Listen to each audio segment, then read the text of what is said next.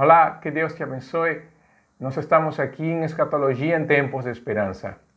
E antes de falar sobre a vinda do Senhor, que é nosso assunto, eu quero dar uma introdução, porque eu acho pertinente, antes de falar da vinda do Senhor, falar sobre os estados de Cristo.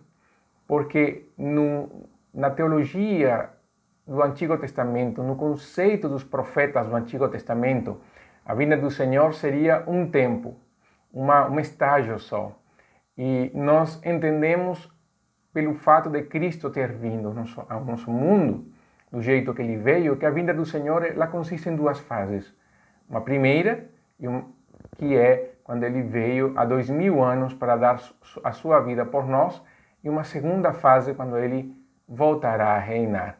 Quando nós vemos essa vinda do Senhor em duas fases, nós podemos ver que a primeira, o Messias, ele veio num estado de humilhação. Isso aí é a imagem do servo do Senhor que está refletido nos Cânticos do Servo do livro do profeta Isaías. Está no capítulo 42, nos primeiros 4 versos, no capítulo 49, nos primeiros 6 versos, no capítulo 50, entre os versos 4 ao 9, no capítulo 52, no verso 13, até o capítulo 53, no verso 12, e alguns colocam como Cântico do Servo o capítulo 61, nos primeiros 3 versos. O que é um Messias humilhado? Então, é quando João Batista chama Jesus do Cordeiro de Deus em João capítulo 1, justamente para mostrar que o Messias viria como o sacrifício perfeito, o substituto e redentor dos nossos pecados. Vemos um Messias, então, semelhante a nós, encarnado, sofrendo as nossas privações, passando fome, necessidade, sede, cansaço, sofrendo também as limitações do tempo. Vemos, então, que quando Cristo veio para dar a sua vida em resgate por nós. A humilhação de Cristo, ela acontece no passado. Ela não tem um cumprimento hoje. Ela teve esse momento histórico na vida de Jesus. Aliás, a humilhação de Cristo encontra o seu ápice justamente na cruz, quando ele toma o nosso lugar, morre.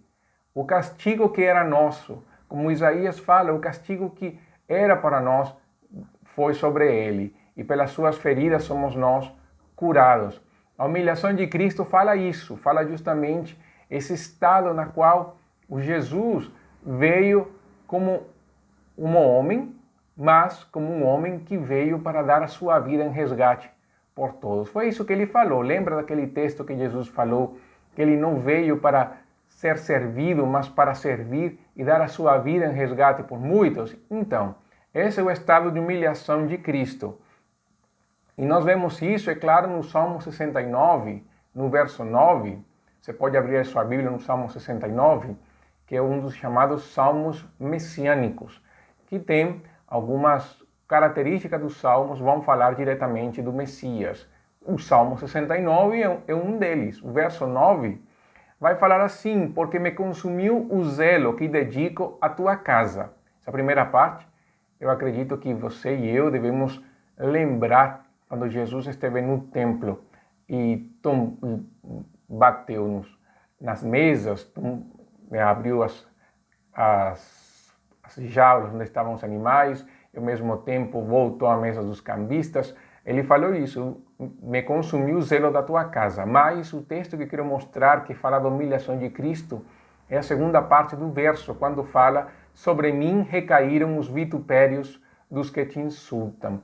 Isso nós vemos esse cumprimento justamente na cruz, quando ele foi injuriado e vituperado pelas pessoas. Mas esse é o estado de humilhação de Cristo. Cristo humilhado, Cristo como cordeiro, Cristo como servo sofredor. Mas não é somente isso. Jesus não é somente o servo sofredor. Jesus não somente é aquele que sofreu o meu pecado. Jesus não ficou somente ali. Nós temos o Messias exaltado. É o segundo estado de Cristo. A exaltação de Cristo. Nós temos, por um lado, a humilhação, Cristo humilhado, e nós temos agora Cristo exaltado.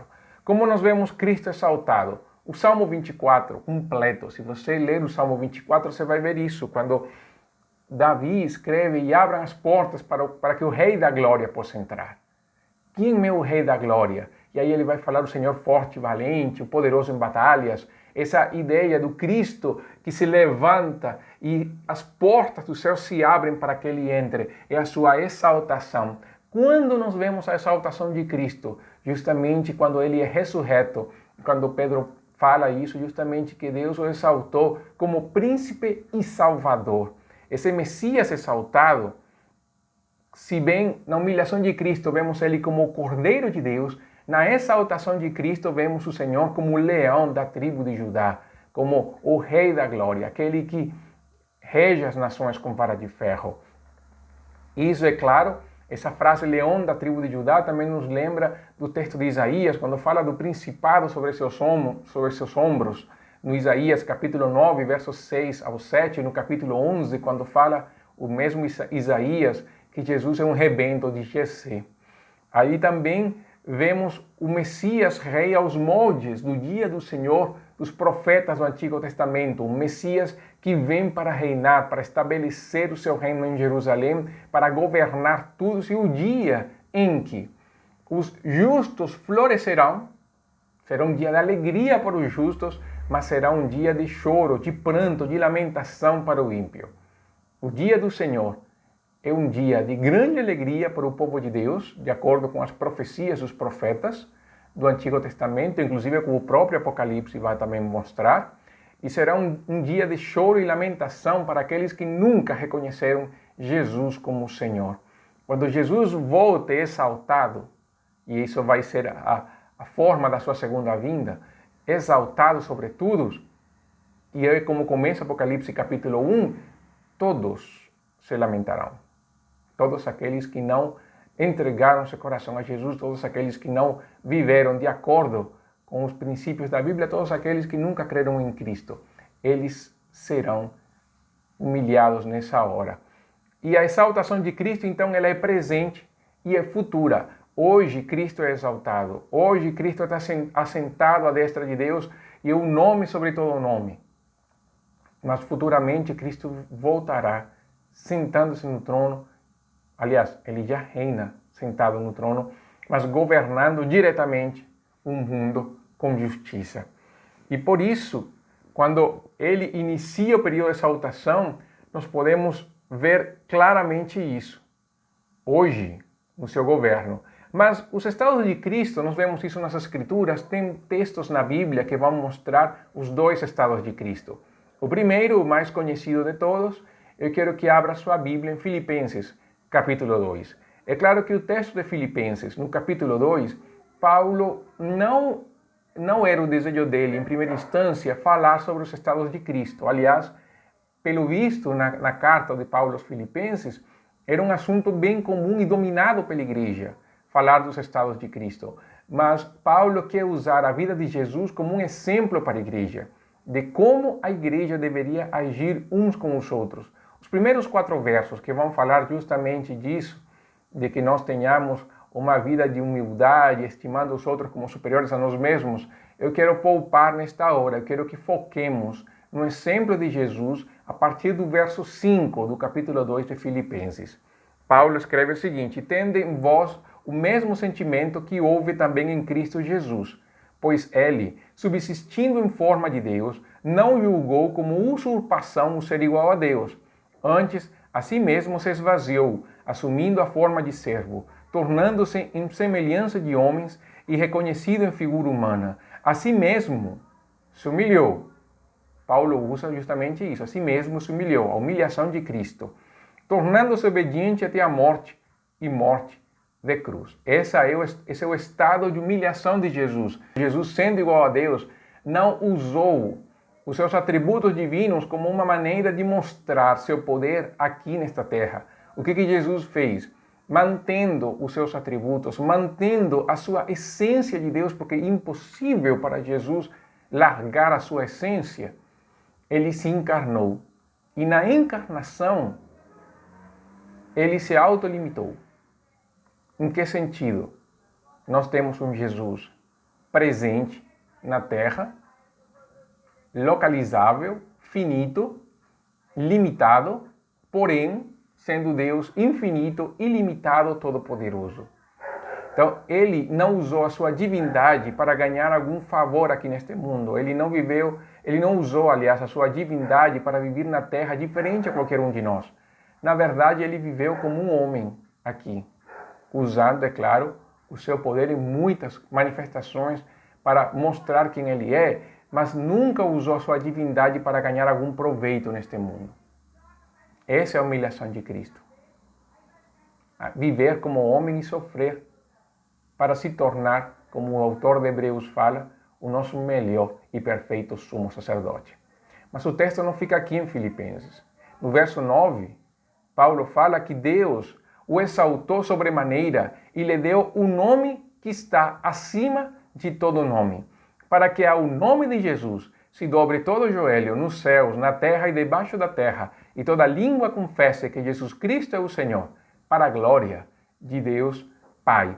Vejam que no verso 8 vemos que ele mesmo se humilhou, no momento que ele assume a encarnação. Isso é estado de humilhação. Mas a partir do verso 9, ele, então exaltado, se torna o autor da nossa salvação. O outro texto onde nós vemos os estados de Cristo está no livro de Apocalipse, no capítulo 5. Vamos para o livro de Apocalipse, capítulo 5. Fácil de achar na maioria das Bíblias.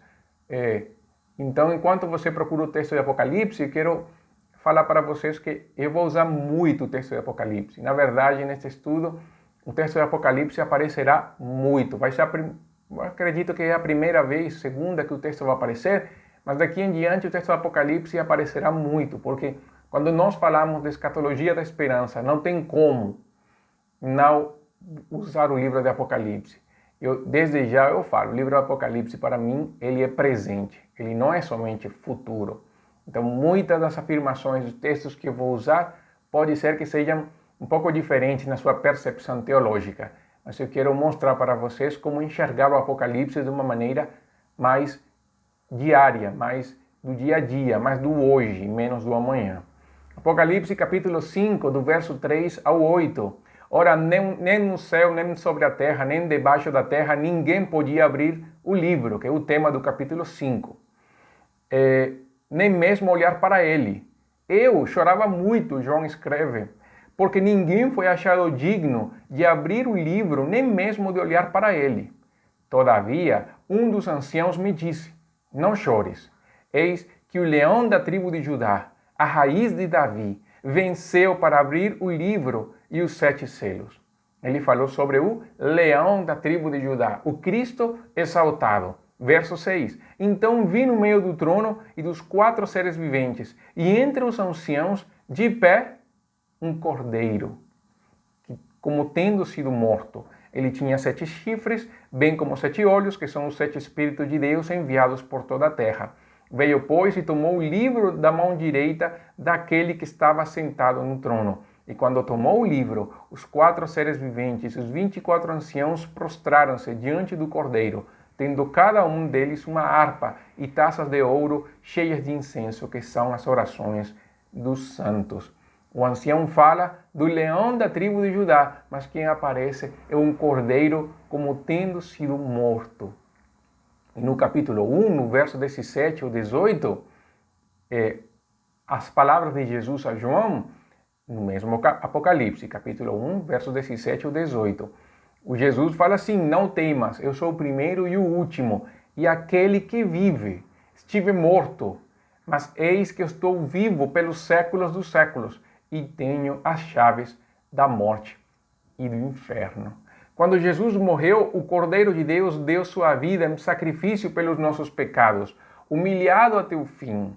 Mas na sua ressurreição, ele vive para sempre e reina sobre todos, vivos e mortos. Por causa da sua ressurreição, todos se prostram no céu, na terra e debaixo da terra. O Jesus como Cordeiro já veio.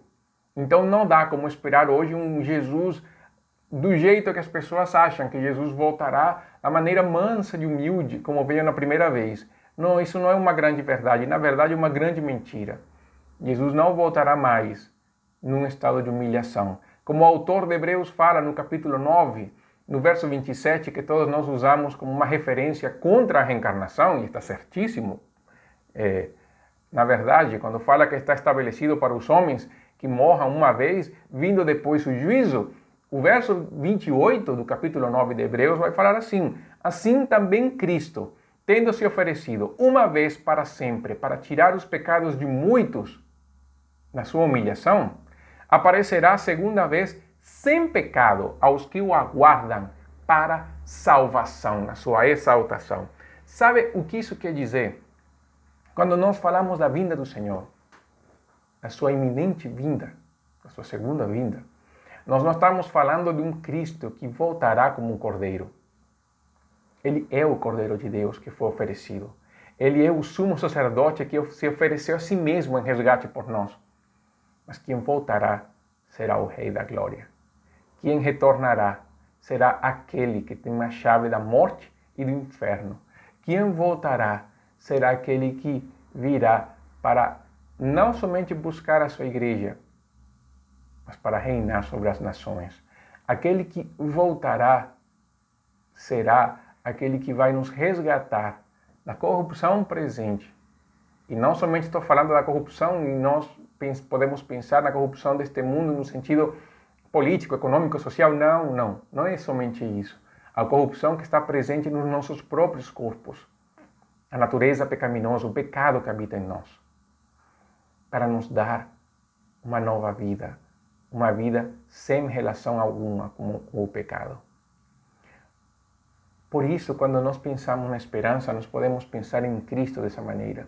O Cristo que veio como Cordeiro de Deus, voltará como o Rei da Glória.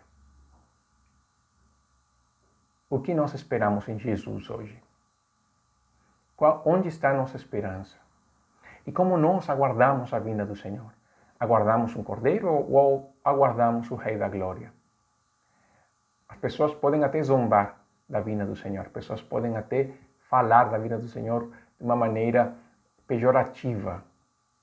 Mas isso não deve, em momento algum, cortar a nossa esperança. Muito pelo contrário. Quando Noé construía a arca, Pedro fala que ele era zombado por todos.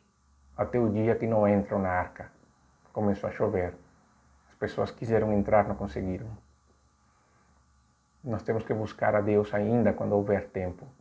Este tempo em que nós estamos, nesta novidade, confinados em casa, alguns em quarentena, outros como nós, numa situação mais de isolamento social, pode nos ajudar a lembrar e meditar muito sobre a nossa vida, nossos caminhos, a respeito sobre a maneira como nós enxergamos Jesus. Como enxergamos Jesus hoje? Que Ele seja sempre a nossa esperança. Que seja a sua esperança. Semana que vem eu quero falar como é que nós vamos, como as pessoas enxergam Jesus. Mas antes, eu quero somente lembrar de algo que nós fazemos e que sempre apontamos para os dois estados de Cristo, que é a ceia do Senhor. Jesus falou que nós temos que participar da ceia todas as vezes, até o dia em que Ele beberá esse vinho novo no reino do Pai.